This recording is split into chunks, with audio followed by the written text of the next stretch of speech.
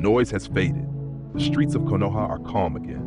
But calm is just another kind of cover. Anbu prowl in silence. Root lurks in places unseen, and the Hokage's gaze drifts toward the ones no one should notice. For Sakura Haruno, every smile hides intent. Every step is measured. She's not the only one playing the long game. In the Leaf Village, even peace can be a trap. In this episode, the village is quiet, but only on the surface. If you've been enjoying this story, please like, comment, and subscribe. It means the world and helps the series grow. Now let's step into episode 11 of The Silent Bond, Reincarnated as Sakura Haruno. Chapter 38, Boring Missions and Lingering Shadows. Sakura's Diary, Day 3508, Year 12. Every mission is a performance, even the boring ones. It's easy to act like a genin when no one's looking, but the moment I stop pretending, someone always is. The sun filtered softly through the canopy above as Team 7 gathered at the village's west gate for yet another low-ranking mission. A light breeze rustled the trees, and the distant sounds of Konoha waking up echoed faintly beyond the village walls. Naruto was the first to break the silence, arms flailing as he threw his head back with an exaggerated groan. Another delivery mission? Come on! Can't we do something cool already? Like chasing down rogue ninjas or fighting bad guys? Sasuke, already standing apart with his arms crossed, didn't even look at him. Shh! You just get in the way! What was that, Sasuke? You want to go? Naruto lunged forward. Sakura, standing between them, raised one hand calmly. Naruto, we're only genin. We're supposed to start with easy missions and work our way up. Patience is part of the process. Her tone was even, rehearsed. It was a line she had delivered dozens of times in the past few months, and one she no longer had to think about. The role of a composed, book-smart kunoichi had become second nature. But beneath the surface, her mind was far from calm. The Rin clone had grown stronger, too strong to treat like a temporary illusion anymore. The modified Fuinjutsu seal she had etched onto the clone weeks earlier allowed it to siphon ambient chakra from nature itself. It was crude and dangerously unstable in its earliest design, but now it sustained Rin for days at a time without Sakura needing to intervene. It could walk independently through Konoha, speak, even train her under surveillance. A puppet with a soul-shaped shadow, and every day the illusion survived, it became harder to tell where the mask ended. She adjusted her pack, turning her gaze toward the path ahead. Let's get going before Kakashi-sensei shows up late, again. Almost on cue, a puff of smoke erupted nearby, and Kakashi appeared, hands in his pockets, each a book already open in one hand. Yo, he greeted with his usual eye crinkle. Sorry I'm late, I got lost on the road of life. Naruto groaned. Do you ever come up with new excuses? Kakashi hummed, flipping a page in his book. Now, be grateful for the simplicity of today's mission. 1 box of medical supplies, 1 bridge building foreman, 0 life-threatening encounters. Sounds relaxing, don't you think? But his tone lacked its usual casual charm. Sakura caught the subtle shift in his posture, stiffness in his shoulders. He hadn't been sleeping well again. The tired way his lone eye scanned the group didn't come from physical exhaustion. It came from something deeper. He was still searching for Rin, the real one, or maybe just the ghost he couldn't let go. And if he looked too closely, he might realize the ghost was watching him. They set out in silence, Naruto occasionally muttering under his breath, Sasuke sharp-eyed and silent, and Sakura walking in perfect rhythm with them. One hand always near her pouch, one thought always ahead of the next. She kept her chakra low, her posture relaxed, her expression mild. But inside, her mind was already running through contingency plans, because even the most boring missions were never really boring. Not when you were living a lie. The sun was high by the time Team 7 reached the halfway point of their delivery route. The mission was mundane. Escort a wooden crate of medical supplies to a riverside outpost, verify delivery, and return. Straightforward. Uneventful. Too uneventful. All right, Kakashi said with that same unreadable calm. You 3 can handle it from here. Sakura blinked. You're leaving? Kakashi gave a lazy-eyed smile and gestured to the tree line. Just a minor errand. Another Jonin will meet you at the drop point and take over supervision. Don't worry, I'm not abandoning you in enemy territory. His tone was light, but Sakura could tell he'd rehearsed this dismissal. Before she could protest or press, he vanished in a flicker of leaves, moving deeper into the forest with practiced speed. Naruto scratched the back of his head. Why do I feel like he always disappears when something interesting's about to happen? Because he does, Sasuke muttered, but Sakura remained silent. Her eyes lingered on the fading chakra signature, barely visible to her senses, but trailing off with deliberate haste. He's still searching. For Rin. Kakashi moved swiftly through the trees, his face unreadable, his mind clouded. He hadn't told anyone, not even the Hokage, what he'd been doing between missions. But each time he slipped away, it was with purpose. Whispers, sightings, fleeting sensations of chakra that made his skin prickle. He had followed trails before. Most were dead ends. Some were deliberate misdirection. But the most recent one, the one that led into the eastern forest outside the village perimeter, felt different. There was something familiar. He landed lightly on a high branch and crouched low, scanning the ground below.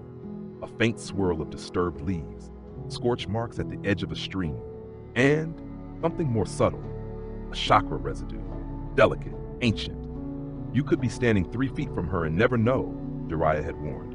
Kakashi clenched his jaw, the memory of those words gnawing at him. It had been echoing in his mind for days. She had stood right there in front of him, scolding Sakura, shielding him. And yet it hadn't felt right. Was it her? Or was it a lie crafted too perfectly for him to see through? He knelt by a patch of moss and touched the earth. Warm. Recently passed. You're playing a dangerous game, Rin, he muttered. If it even is you. He straightened and looked to the horizon. No answers waited here. Only questions, but he would keep chasing them. Because if she was alive, truly alive, and hiding something from him, he needed to know why. And if she wasn't, then someone was using her image to manipulate him. Either way, someone would pay for it. Danzo's been busier than usual, Jiraiya said grimly, arms folded. He's pushing harder through the council, trying to isolate Fugaku, maybe even bait him into making a mistake. Hiruzen closed his eyes briefly. He's always walked that line, but something's changed. Jiraiya stopped, nodding. He's testing the waters that ever since your talk with the Uchiha, Danzo's lost ground, and he doesn't like losing. The old Hokage sighed, leaning back slightly. What about Rin? Jiraiya hesitated. That's what worries me the most. The glow of the hearth painted long shadows across the Hokage's office, flickering against scroll-stacked shelves and aging wood paneling. Outside, Konoha was winding down into evening peace, but inside, the air was far from calm. Jiraiya stood near the window, arms crossed, his expression unusually sober as he watched a breeze tug gently at the crimson curtain.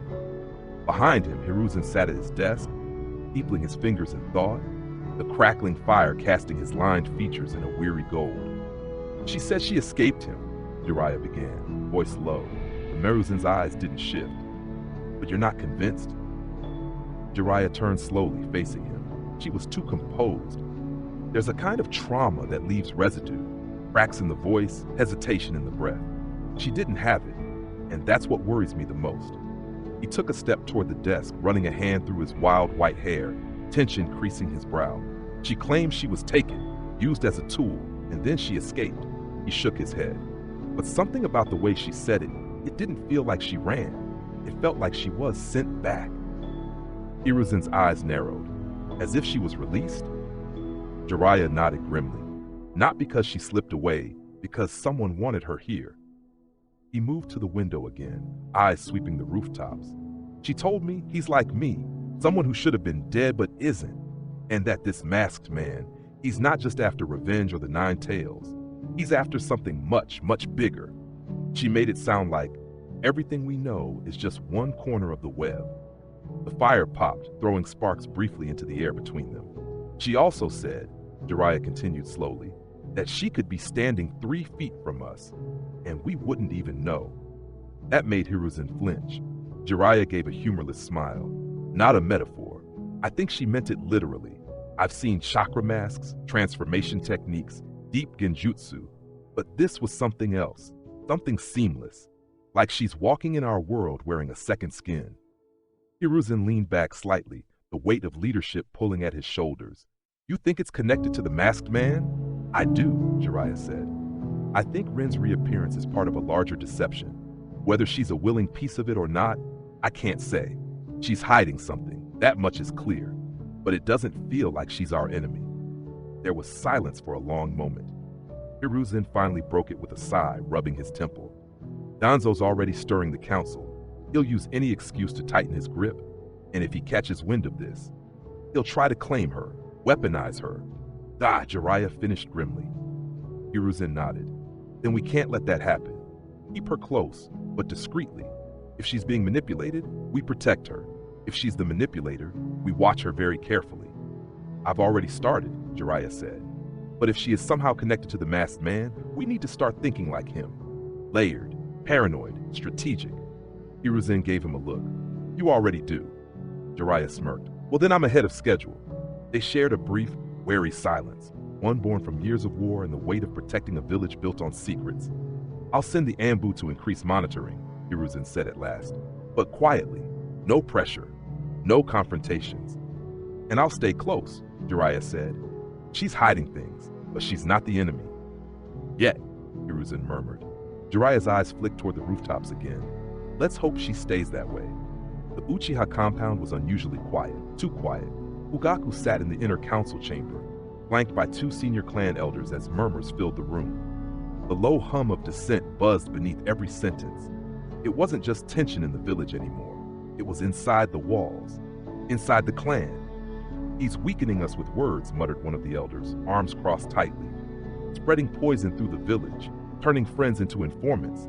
Danzo doesn't need a blade. He's already dissecting our reputation.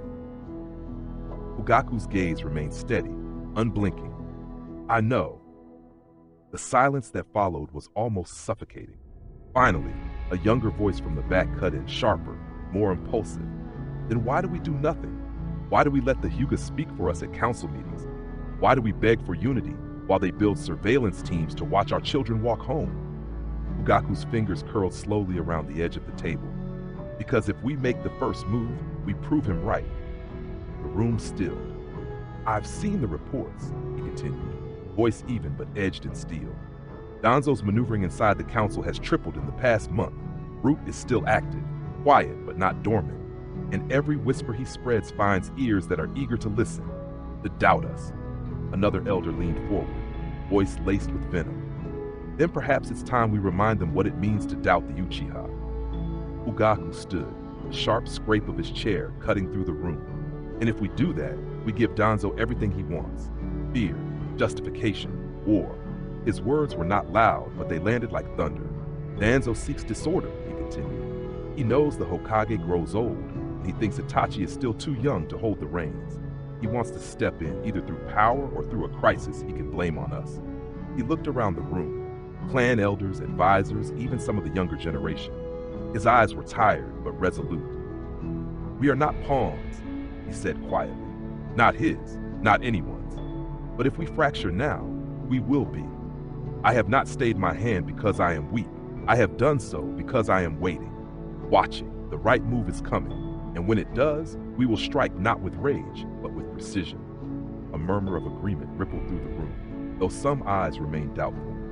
As the meeting ended, Fugaku lingered at the window, looking out over the village. In the darkened distance, he could almost feel Danzo's presence, like a predator in the trees, waiting for someone to flinch. We are running out of time, he murmured to himself, but so is he. By moonlight, the rooftops of Konoha shimmered in cool hues of indigo and slate. The air was still, the silence broken only by the occasional hush of patrol, Anbu shifting unseen through the shadows. Yet within this quiet, another presence moved, one more elusive than even the village's elite. Rin, she stepped lightly from tile to tile, no longer hiding in the way she once had, but never entirely visible either. She had become something between memory and myth, seen only when she wanted to be, her chakra signature faint enough to blur into the world like a passing breeze. Her current form, Sakura's creation, was no longer just a chakra-imbued clone. The seal carved beneath her skin, inked with intricate fuinjutsu modified from forbidden texts, allowed her to draw from nature's chakra subtly, delicately, without alerting the environment. A steady drip of energy, not a pull. It made her durable, self-sustaining, present. It made her real, almost. Tonight, her eyes swept across the rooftops with purpose. There were stirrings in the Uchiha compound again. Two elders had argued earlier in hushed tones just outside the northern wall.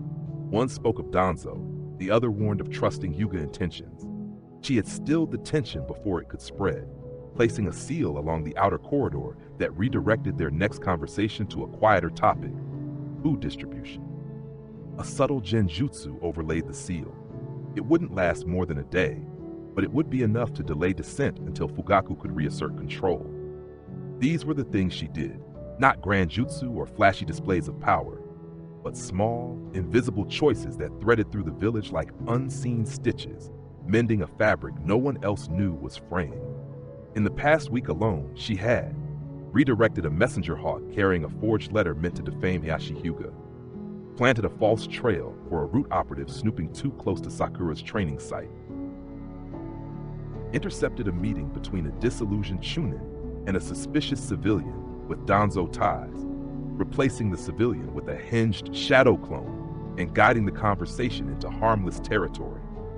Each act was minor on its own, but together they shaped the tempo of the village, and all of it came from her hands, guided by the mind of the girl who had once been reborn into this world with only memory and foresight as her weapons. She paused on a ledge near the academy tower, crouching low as her eyes scanned the village.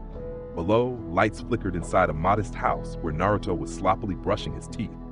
Across the street, Sasuke sat at a desk, reviewing a training manual by candlelight. Farther away, Sakura's true body slept curled beneath a blanket, exhausted from the day's missions. But Rin did not sleep. She watched, waited, and quietly corrected. She was a ghost given form, a memory wrapped in ink, chakra, and duty. She did not flinch when she felt Kakashi's chakra flicker somewhere near the outer wall. She didn't have to see him to know he was close. He was always close lately, searching, haunting himself with questions. Let him look, she thought.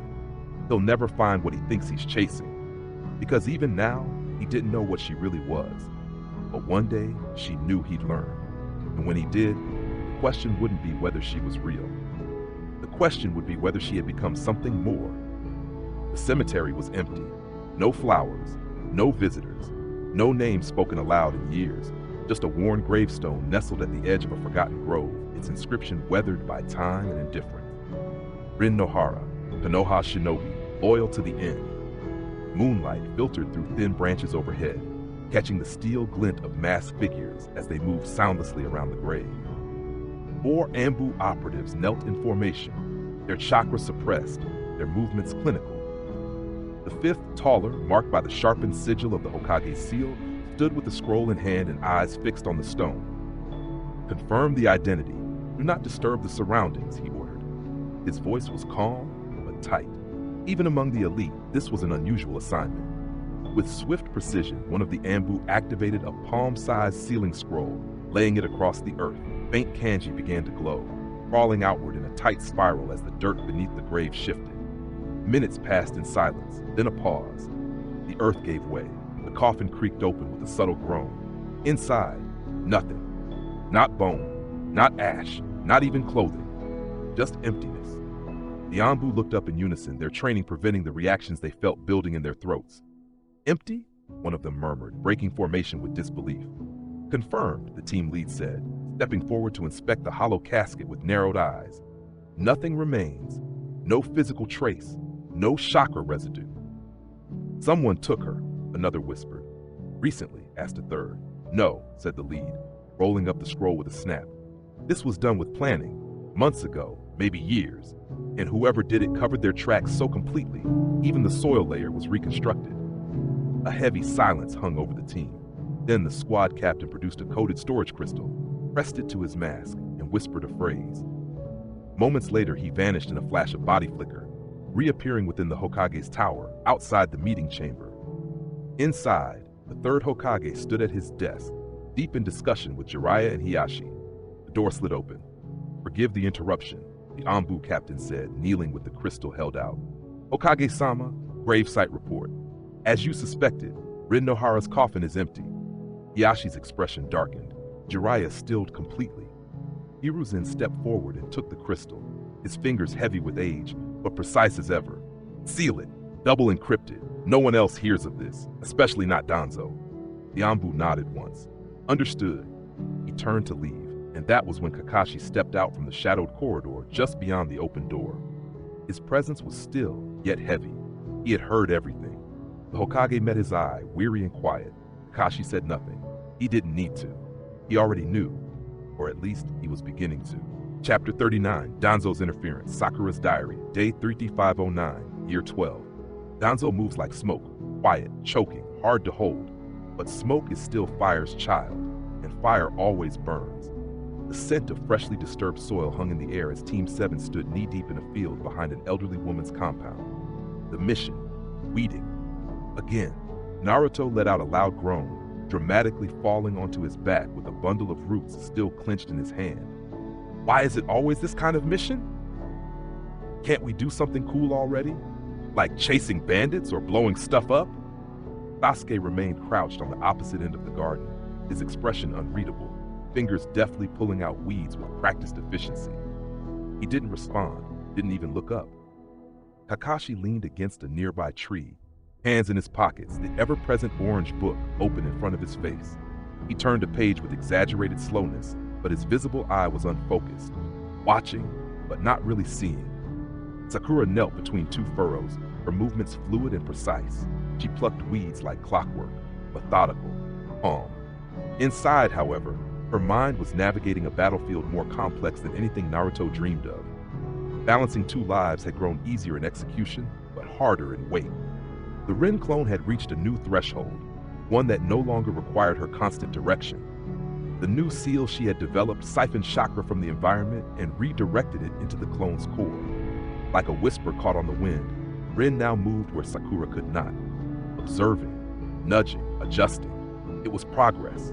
It was dangerous.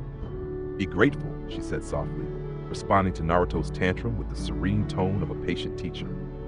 We're supposed to start with easy missions and work our way up. Patience is part of the process. Naruto sat up and narrowed his eyes at her. That's what you always say, but you don't really like these missions either, do you, Sakura? Sakura offered a small smile, masking the truth. I like doing my job well. Sasuke scoffed under his breath. Shh, you mean pretending to enjoy this crap? Naruto laughed, but Sakura didn't flinch. That was the art of the role, playing a diligent genin just competent enough to be respectable, but never suspicious, not exceptional, never dangerous. Kakashi flipped another page, his eye flickering toward her for the briefest moment. He hadn't spoken a word since they'd begun the mission, hadn't commented on her work, Naruto's whining, or Sasuke's muttered irritations. Sakura's eyes flicked toward him just once. His mask hid his mouth. His eye didn't betray much, but she saw the tightness in his shoulders, the way his weight shifted as if he might bolt at any second, the way he wasn't reading his book at all. He's getting worse, she thought. He's not here anymore, not really. The memory of their shared illusion, the confrontation during the bell test, the way his gaze lingered on Rin, hung between them like mist clinging to morning grass. Sakura lowered her gaze back to the soil, pressing her hand against the earth to ground herself. The mask of the perfect genin was secure, but the cost of keeping it that way was beginning to show in the lines between them all. They finished the mission in silence. The chamber smelled faintly of old ink and oil-treated paper, a place where words had long since become weapons. It was buried deep beneath Konoha's administrative center, far from sunlight or scrutiny. There were no windows, no breeze, just silence and dust. Danzo Shimura sat at the head of a long, lacquered table carved from dead wood older than the first Hokage's reign. The flickering lantern beside him cast thin, golden shadows that danced across his bandaged face, never quite revealing the eye that watched, unblinking, from beneath his wrappings. He did not move when the root operative entered. He never had to. The shinobi knelt wordlessly, head bowed low, awaiting instruction. Danzo spoke first, his voice low, steady, and void of doubt. Report. The operative did not lift his gaze. Fugaku Uchiha continues to gain favor. His public support has grown. Civilians and shinobi alike speak of diplomacy, unity, even peace. Danzo's fingers drummed once, quiet, deliberate, against his cane. It was the only sound in the room. The Hyuga clan has renewed their alliance with him, the agent added. Yashi's statements in council suggest he sees Fugaku as a stabilizing force. There was a pause. Danzo's breath exited slowly, almost inaudibly. The village is forgetting, he murmured, more to himself than the man kneeling before him. Forgetting fear, forgetting blood, forgetting that the Nine Tails wore Uchiha eyes when it tore through these streets. He stood, not abruptly, but with the slow deliberation of a man who had never acted without purpose. This peace, Danzo continued, stepping past shelves lined with outdated mission scrolls and secret records, is an illusion bought with inaction. Hiruzen grows old, sentimental, blind to what it takes to preserve what we've built. He reached a side table and unrolled a fresh scroll onto the lacquered surface. Names, some crossed out, others newly added, lined its surface. At the bottom, a blank column awaited more. Spread whispers, Danzo ordered. Use familiar voices, widows of the Nine Tails attack, merchants whose stalls never reopened, retired shinobi with scars they cannot forget. Let them remember what the Uchiha once were, and what they might become again. The operative bowed lower. Yes, Danzo-sama. And this time, Danzo added, voice sharpening, do not simply fan the flames. Stoke them. Feed them. Turn the clan's restraint into suspicion, their silence into guilt. The operative remained still, awaiting more. Danzo's attention drifted toward a tapestry hanging against the far wall, an ancient ink painting of Konoha at sunrise. Its beauty was deceptive. Underneath that idyllic scene, he knew, were the bones of necessary sacrifice. Hiyashi Hyuga is a variable, Danzo said at last, but variables can be isolated. Do you wish me to move on the Hyuga as well? No, Danzo said, after a long pause. Not yet. Let the Hyuga hesitate. Let them see what their alliance with the Uchiha cost them. When the village recoils, so will Hiyashi. He turned, slowly returning to his seat. Balance is maintained not by harmony, but by pressure. Apply it. The operative stood, bowed once more, and vanished into the dark corridor with no sound but the whisper of his cloak. Danzo sat again, alone with the weight of his thoughts and the echo of quiet footsteps disappearing into shadow. He gazed at the village map unfurled before him, marked with subtle pins and ink lines tracking influence, movement, allegiance. It looked more like a battlefield than a home. We built this village with our fists, he murmured, not our hearts. And if it came to it, he would do so again. The flicker of candlelight played across the walls of the Uchiha clan's main meeting hall. It was late, too late for political discussion, but Fugaku had summoned Itachi regardless. The quiet of night was the only time they could speak without being overheard. Fugaku stood near the window, arms crossed, the distant hum of Konoha's sleeping streets audible beyond the thin paper walls. His silhouette was carved in hard lines, shoulders tight, jaw clenched, the kind of stillness that preceded storms. Itachi approached in silence, his footsteps muffled against the polished wooden floor. He stopped a few paces behind his father, waiting. Fugaku spoke without turning. The rumors had begun again. Itachi's eyes narrowed slightly. Danzo? A slow nod. He never stopped. He only waited, had waited for the village to lower its guard. And now he whispers through others, old council voices, retired shinobi, shopkeepers who still flinch at the sight of our eyes. They fear what they don't understand, Itachi said, calm, or what they've been told to fear.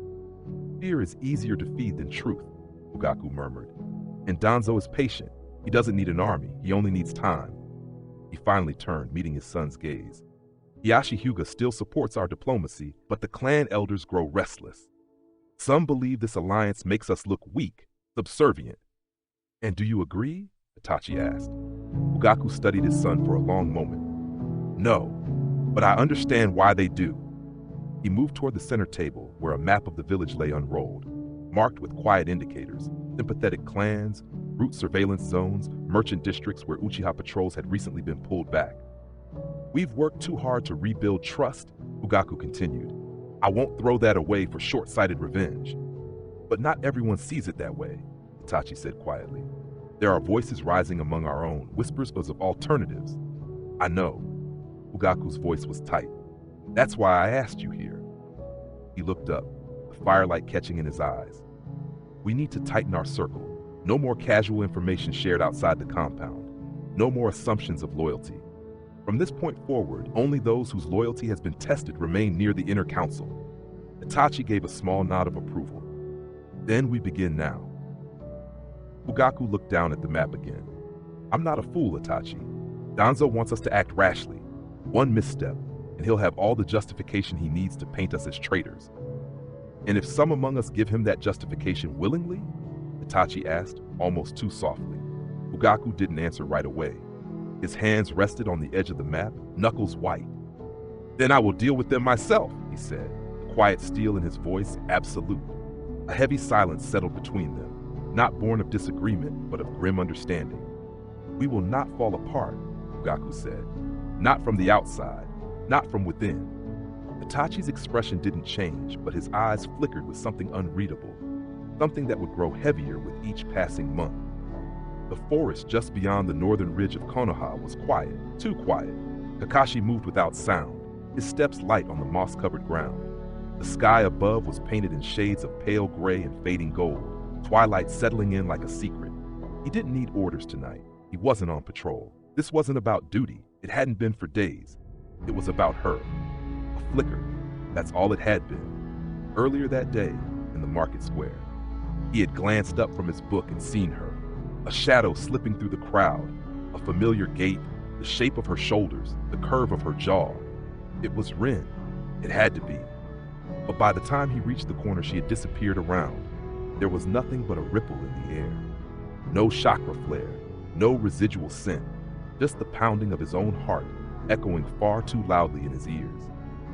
Now, with the sun gone and the cold beginning to seep through his flak vest, Kakashi found himself here, again, walking through fog and half-formed hope. His fingers brushed the trunk of an old tree, eyes scanning the clearing ahead. The ground had been disturbed, subtle, but not to someone like him. A crushed leaf, a faint divot in the earth, a kunai mark in the bark, too fresh to be weathered by time. He crouched and ran a gloved hand over the edge of the print, small, precise. She was here. Rin, he whispered into the dusk, the name catching in his throat like a blade that wouldn't unsheath. The wind answered with silence. He stood slowly, eyes lingering on the empty trail ahead. Every time he got close, she vanished, like smoke, like memory. But it wasn't a hallucination. He knew her chakra, knew it like he knew the back of his own hand. Whatever illusion was at work, whatever genjutsu or trick of fate had brought her back, it wasn't just in his head. She's alive, or something close to it. His hand moved unconsciously to his hip, brushing the bells that still hung from his belt, tokens from the bell test now long past. But they felt heavier now, not like tools, but like weights, burdens, promises he couldn't keep. The memory of her voice haunted him. You always have to be prepared for the consequences of your actions. He was prepared. He had to be, because one day soon he'd catch up to her, and when he did, he would demand the truth, even if it broke him. As the shadows deepened and the last light vanished from the trees, Kakashi remained still, eyes fixed on the path ahead, heart echoing with old ghosts and unanswered questions. He didn't know what he would find when he finally caught up to her, but he knew this. He wouldn't let her slip away again. Not this time. Chapter 40, A Glimmer of Hope, Sakura's Diary. Day 3510, Year 12. Hope is a fragile thing. But if I control where it lands, who it touches, it becomes something else entirely. A tool, a weapon, a lifeline. The village air still clung to the last traces of morning chill, a breeze whispering down the narrow streets of Konoha as the sun peeked cautiously over the rooftops. Its warmth bathed the mission hall in a soft glow, but for Team 7, the golden light did little to brighten the mood. Naruto groaned so loudly it echoed across the courtyard. A storage reorganization mission? Again? That's it! I'm gonna explode! This is the third one this week! His arms flailed dramatically, nearly knocking over the mission scroll clutched in Kakashi's hand. They're genin missions, Naruto, Sakura reminded him with forced patience, brushing invisible lint from her sleeve to disguise the tension in her fingers. You're supposed to be learning discipline, not picking fights with crates. It's not a fight if the crate wins, Naruto grumbled under his breath. Sasuke stood apart from them, arms folded, eyes distant. He said nothing, didn't even flinch. But the sharp flick of his gaze toward the mission board spoke volumes. He wasn't frustrated, he was bored.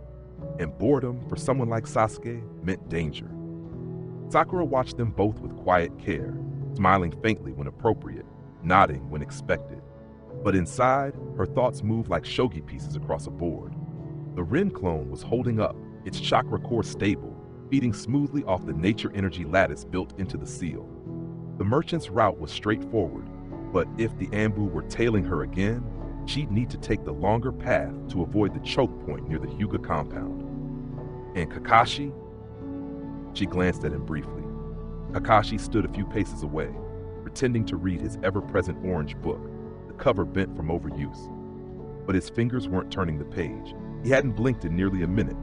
His lone visible eye was locked not on the scroll, but on the empty space just beyond the rooftops, as if expecting someone to appear. Rin. Sakura masked her unease. The signs were growing clearer. Kakashi was no longer just distracted. He was hunting, quietly, obsessively, caught in the undertow of memory and hope. And with each passing day, his silences stretched longer, his smiles more forced. "All right, let's get this over with," he said finally, tucking the book away and slipping the scroll into his vest. Merchant Warehouse, West District. Lift boxes, avoid injuries, keep Naruto from dropping anything. The usual. Naruto puffed out his cheeks. "I only dropped that crate once. It was full of ceramics," Sakura added dryly, "and the merchant still won't sell to the Hokage Tower." Sasuke turned and began walking, offering no input. Naruto followed with dramatic sighs and theatrical stomping, while Sakura fell into step behind them, her posture composed and unbreakable. Kakashi trailed behind, just close enough to lead, just far enough to vanish if no one was watching too closely. And as they walked, Sakura let herself relax just slightly, just enough to breathe. Another mission, another mask. But even masks, she knew, wore thin over time. Later that afternoon, when the crates were stacked, the signatures signed, and Naruto finally quieted after being bribed with dumplings, Kakashi vanished again. No puff of smoke this time. No flamboyant excuse about the road of life, just a long blink, and by the time Naruto opened his mouth to complain again, Kakashi's shadow was gone. Sakura didn't chase him. She knew where he was going. Not the exact path, but the rhythm of it. The spiral his mind had been caught in since the first whisper of Rin's return. Every disappearance traced the same logic. Vague rumors, chakra fragments, sightings blurred by mist or memory. And yet, he kept following. Kakashi moved silently through the outskirts of Konoha, his feet making no sound against the forest floor. The trees here were older, untouched by patrol routes or training exercises. Ferns curled beneath the canopy, birdsong faded into stillness. He wasn't even sure what he was tracking anymore. The trail was faint, like a fingerprint pressed into water, but it was there. A strand of chakra, stretched impossibly thin, warm, familiar. It shimmered just beyond his reach, clinging to the bark of a split cedar tree near a ridge. Kakashi stopped and laid his hand against it, closing his eyes. It was real, not memory, not illusion. She had been here. He could feel it in the residual echo, the way her chakra lingered, not clumsy like a clone or artificial technique, layered, deliberate, as if she'd wanted him to find it, but only just barely. Why? He wondered aloud. His voice was low, raw with emotion. Why show yourself like this? There was no answer, only wind. Kakashi stood there a moment longer, the tension in his shoulders refusing to release. His mind raced, possibilities folding over themselves like paper. Had she survived all this time? Was it really her? Or something worse? Some trick? A manipulation by the masked man?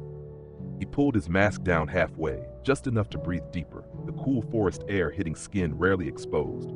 His thumb ran absent-mindedly over the faint scar along his jaw, an old injury from another time, another loss. Rin? He whispered it like a confession, a prayer. The sound barely carried in the trees, but it felt like shouting in his chest. His fingers curled into fists. This wasn't doubt anymore. It wasn't grief either. What he felt now was certainty, sharp, painful, and insistent. She was out there, somewhere, and she was leaving pieces of herself for him to find, and Kakashi was going to follow them, no matter what they led to. The Hokage's office was unusually quiet. No rustling papers, no aides shuffling in and out. Just the soft hiss of a kettle on the nearby brazier and the low creak of wood as Hiruzen Sarutobi folded his hands over a steaming cup of tea, his eyes watching the two men standing before him. Fugaku Uchiha, dressed in the deep blue of his clan's formal wear, stood rigidly at attention.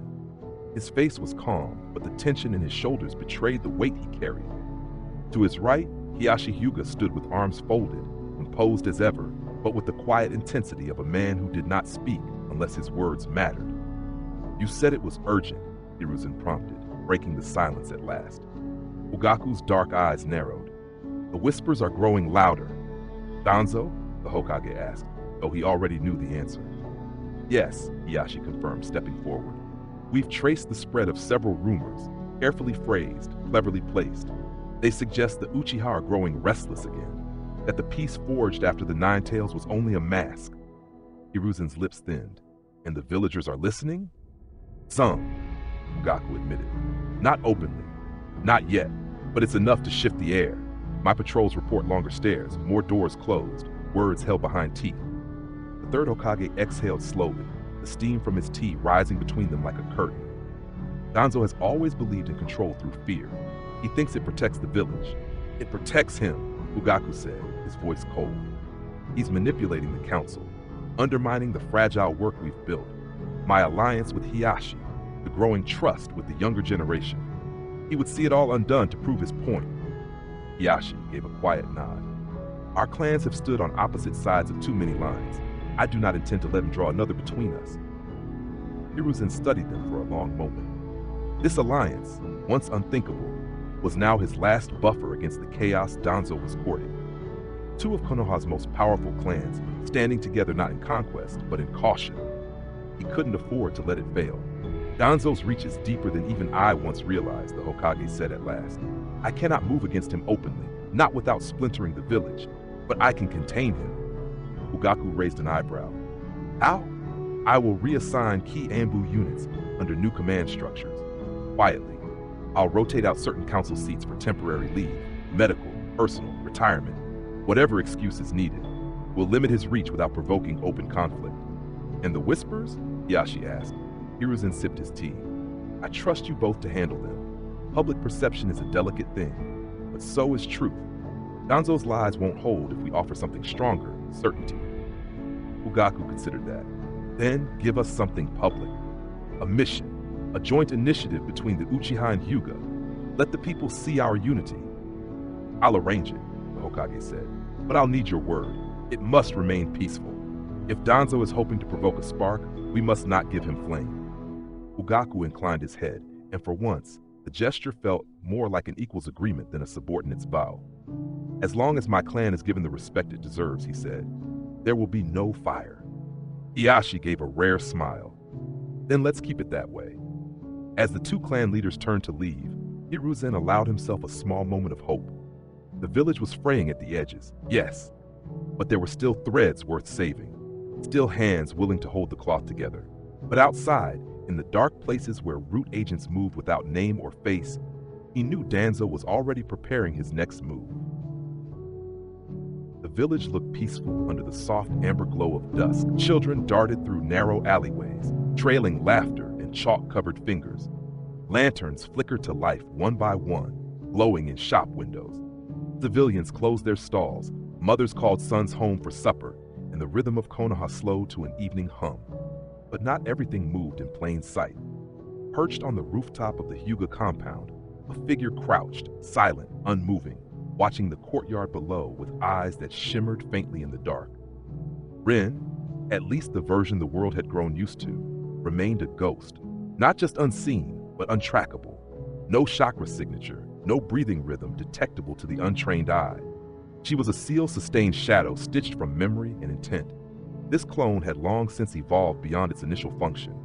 It had started as a mask, a decoy, a carefully shaped illusion. But now she moved with her own quiet purpose, built from the fragments Sakura had left behind and refined by experience. Inside, Hiyashi knelt beside a candlelit table, reading a scroll.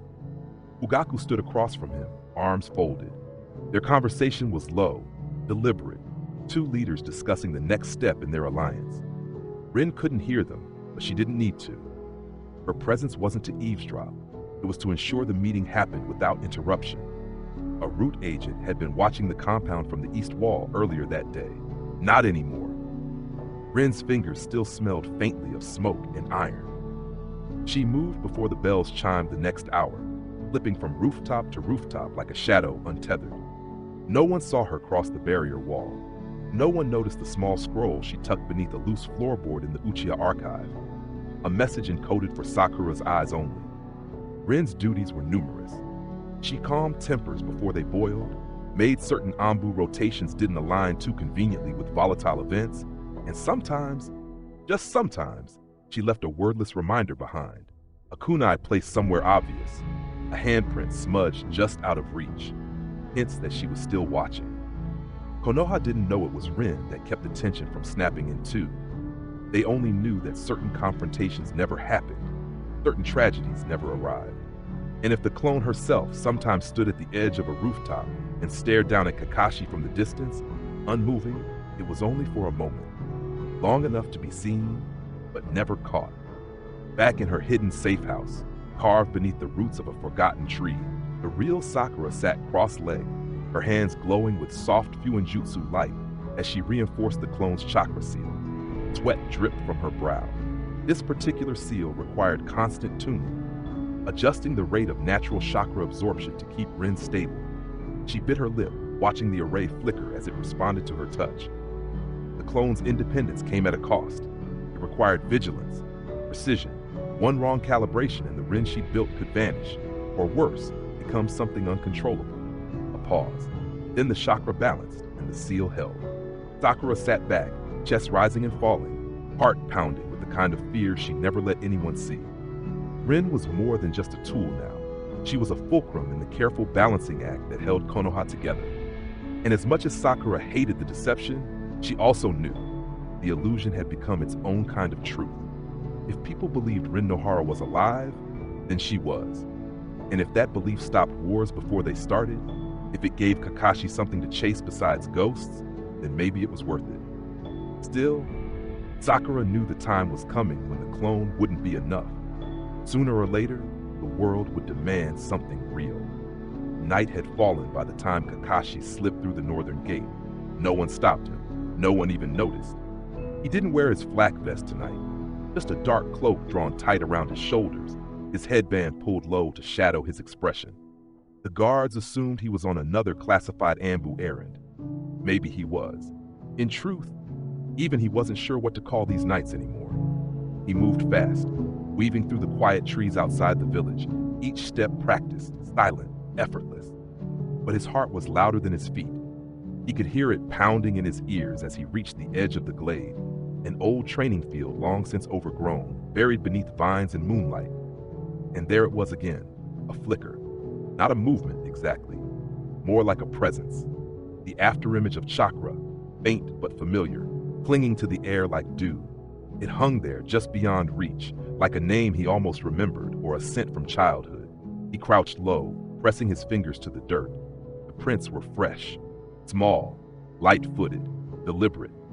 They disappeared just before the clearing's edge, as if the figure had vanished mid-step. His breath hitched. Rin. It slipped out before he could stop it, barely louder than the wind. But in that moment, it felt like the only word in the world. He stood there for a long while, not moving, not thinking, just staring at the space where the footprints ended. His eyes burned beneath his mask. He'd spent months following these trails, ignoring the looks from his peers, brushing off questions from Hiruzen, evading Jiraiya's veiled concerns. None of it mattered, because deep down, he knew it was her. This wasn't a genjutsu. This wasn't grief. This wasn't madness. She was alive. She had to be.